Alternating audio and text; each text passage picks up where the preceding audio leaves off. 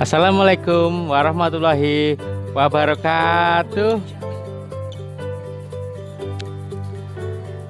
Nah, bagaimana kabarnya anak-anak? Ya, sekarang kita akan belajar tentang tema 9, subtema 1, pembelajaran 2 dengan mata pelajaran PPKN dan dengan materi hak dan kewajiban.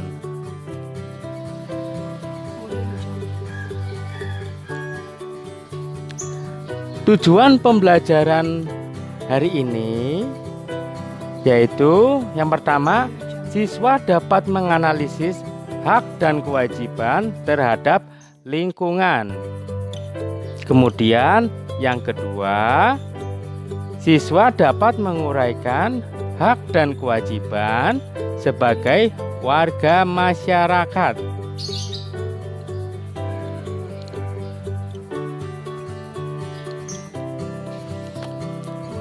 Nah, menikmati hidup di lingkungan yang nyaman dan asri merupakan hak kita sebagai warga masyarakat.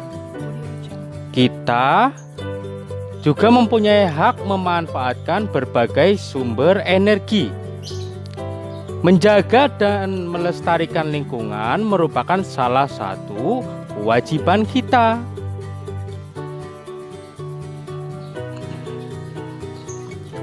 Setiap manusia memiliki hak dan kewajiban. Hak dan kewajiban tersebut melekat pada diri kita sejak lahir. Jadi kita sejak lahir itu sudah mempunyai hak dan kewajiban. Oke, coba kalian perhatikan gambar berikut ini. Oke, yang pertama itu gambar apa? Ya, gambar anak sedang mandi. Lalu yang kedua, nah ada gambar. Ya, betul, anak sedang minum. Nah, gambar-gambar ini merupakan contoh pemanfaatan air. Nah, manfaat air selain untuk mandi dan minum, juga untuk apalagi? Ya, untuk mengairi sawah, untuk mencuci, dan lain-lain. Nah, kita membutuhkan air untuk memenuhi kebutuhan. Selain mempunyai hak untuk mendapatkan air bersih, kita juga memiliki kewajiban untuk melestarikan kondisi air dengan tidak mencemarinya dan bergotong royong membersihkan sungai. Kita juga berkewajiban menghemat air dengan cara mematikan keran jika sudah tidak digunakan. Hak dan kewajiban akan senantiasa ada dimanapun kita berada. Kemudian pengertian hak dan kewajiban. Nah, ada yang tahu hak itu apa dan kewajiban itu apa? Ya, hak adalah sesuatu yang harus kita terima. Kemudian kewajiban adalah sesuatu yang harus kita kerjakan dengan penuh tanggung jawab.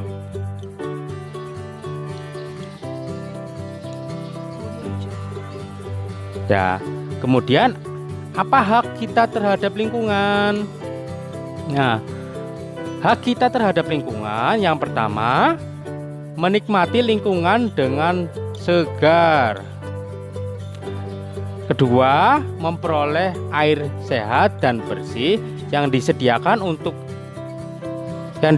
oleh alam untuk minum, mandi, mengairi sawah, dan pembangkit tenaga listrik. Yang ketiga, memperoleh apa yang kita butuhkan dengan memanfaatkan tumbuhan dan hewan di sekitar kita. Kemudian yang keempat, bebas dari pencemaran lingkungan.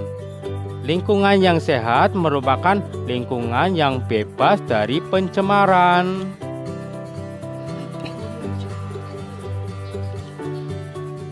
Nah, ini ada gambar hak kita terhadap lingkungan. Kita bisa mendapatkan udara yang segar, lalu bisa memanfaatkan air. Nah, setelah hak, kita juga mempunyai kewajiban terhadap lingkungan. Kewajiban kita terhadap lingkungan yang pertama, membersihkan lingkungan dari sampah. Ayo, siapa yang suka membuang sampah sembarangan? Ya, tidak boleh ya. Kemudian yang kedua, melestarikan lingkungan dapat dilakukan dengan cara reboisasi. Nah, reboisasi berarti penanaman kembali.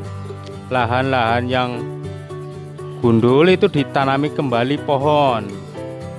Kemudian yang ketiga, mengurangi penyebab polusi dapat dilakukan dengan cara menggunakan energi alternatif yang ramah lingkungan. Misalnya air, angin, dan sinar matahari. Kemudian memperindah lingkungan dapat dilakukan dengan cara menanam tanaman-tanaman di sekitar rumah. Nah, ini contohnya warga masyarakat sedang bergotong royong membersihkan lingkungan dan anak-anak bekerja sama membersihkan kelas atau membersihkan sekolah.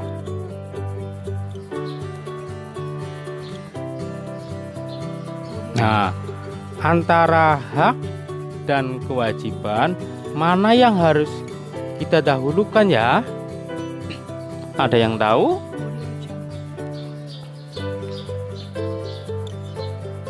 Ayo, antara hak dan kewajiban, mana dulu? Ya, betul.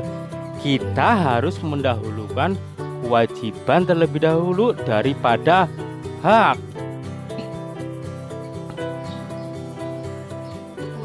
Sebagai seorang yang bertanggung jawab, kita harus mendahulukan kewajiban daripada hak. Kita diberikan hak bukan berarti kita semaunya dalam bertindak. Sebagai seorang pelajar, kita harus melaksanakan kewajiban, yakni belajar. Dari proses belajar itulah kita akan mendapatkan hak kita, yakni hak mendapatkan ilmu pengetahuan. Ya, sekian pembelajaran kita pada hari ini tentang hak dan kewajiban.